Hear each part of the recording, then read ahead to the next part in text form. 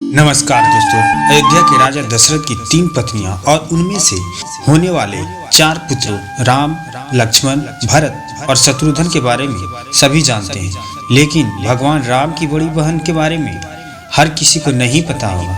इनकी चर्चा वाल्मीकि रामायण में भी नहीं की गई है और सिर्फ इनकी चर्चा दक्षिणी पुराण में भगवान राम की बहन शांता के इतिहास के बारे में जानकारी मिलती है। भगवान राम की बहन शांता का यह सच है कि शांता राम की बड़ी बहन और माता कौशल्या की बेटी थी। वो बहुत ही सुंदर और हर गुणों में निपुण थी। तो आप देख रहे हैं ऋषभ के जी ऑफिशियल चैनल को। आप इसको सब्सक्राइब नहीं किए हैं तो जल्दी से जाकर सब्सक्राइब कर लें। तो हम बात कर रहे हैं माता कौशल्या की बेटी शांता के बारे में। वही रानी की एक बहन थी, रानी वर्षणी, जिनका विवाह अंग देश के राजा रोमपद के साथ हुआ। दुर्भाग्य की बात हुआ कि किन्हीं कारण से उनकी कोई भी संतानें न हो सकी। एक दिन वर्षणी राजा रोमपद के साथ कौशल्या से मिलने अयोध्या आते हैं। जब सभी एक साथ बैठकर भोजन कर रहे थे, तभी वर्षणी ने दशरथ की पुत्री शांता की शालीनता और कार्यकुशलता से काफी प्रसन्न हो गई और वर्षणी ने कहा, वैसे तो मेरी कोई भी पुत्र या पुत्रियां या कोई संतान नहीं है, लेकिन मेरी इच्छा है कि शांता की तरह मेरी भी एक पुत्री हो। वर्षणी की इस बात पर राजा दशरथ उन्हें शांता को गोद देने का वचन दे देते हैं। इस प्रकार राजकुमारी शांता अंग देश के राजा रोमपद की पुत्री बन जाती है।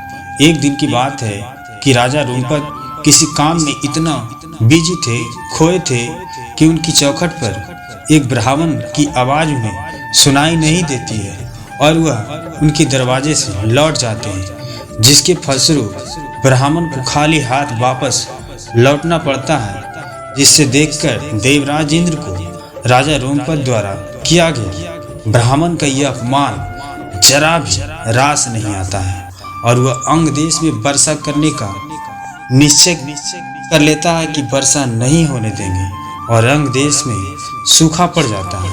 इस वजह से अकाल की स्थिति पैदा हो जाती है। वहाँ की जनता त्राहिमाम हो जाती है। इस समस्या से उभरने के लिए राजा रोमपद एक ऋषि के पास जाते हैं और उनसे पूछते हैं कि ऋषि, हमारे राज्य में अकाल पड़ गया है, यह कैसे सही होगा ऋषिगण? तो ऋषि ने इसके बारे में बताते हैं कि आपको एक यज्ञ कराना पड़ेगा। यह बात सुनकर राजा रोमपद जो है एक यज्ञ कराने का फैसला ले लेते हैं और श्रृंग ऋषि ने यज्ञ कराते हैं, जिससे इंद्र भगवान खुश हो जाते हैं और फिर से यज्ञ देश बारिश होना स्टार्ट हो जाता है। और इस कार्य के लिए श्रृंग ऋषि से काफी प्रसन्न होते हैं राजा रोमपद और उनसे अपनी पुत्री शांता का विवाह कराने का प्रस्ताव उनको देते हैं और यह प्रस्ताव श्रृंग ऋषि स्वीकार कर लेते हैं और इस तरह शांता का विवाह श्रृंग ऋषि से हो जाता है। एक दिन की बात है, शांता के बाद राजा दशरथ की कोई संतान नहीं थी। इसके लिए वह बहुत ही चिंतित हमेशा रहते थे। इसी कारण वह भी ऋषि श्रृंग के पास जाते हैं और श्रृंग ऋषि उन्हें कामाक्षी यज्ञ, पुत्रिष्टि यज्ञ कराने का सुझाव देते हैं।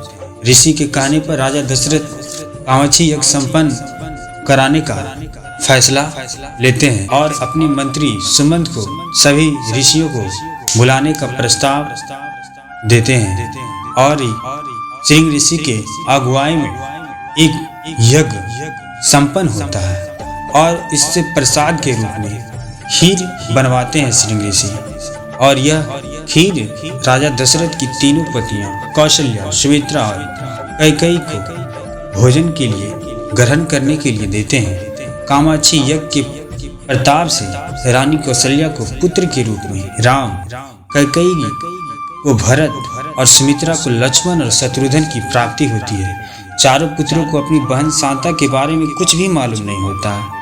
समय के साथ धीरे धीरे बीतता है और राम धीरे धीरे जैसे जैसे बड़े होते हैं तो एक दिन अपनी माता के दुख का पता चलता है। साथ ही भगवान राम की बहन शांता के जीवन का सच जो कोई नहीं जानता था, राम को मालूम हो जाता है। बहन शांता के बारे में जानने के बाद राम अपनी माँ को बहन शांता से मिलवाते हैं और सभी पुराने मतभेदों को दूर कर एक साथ रहने का वचन देते हैं।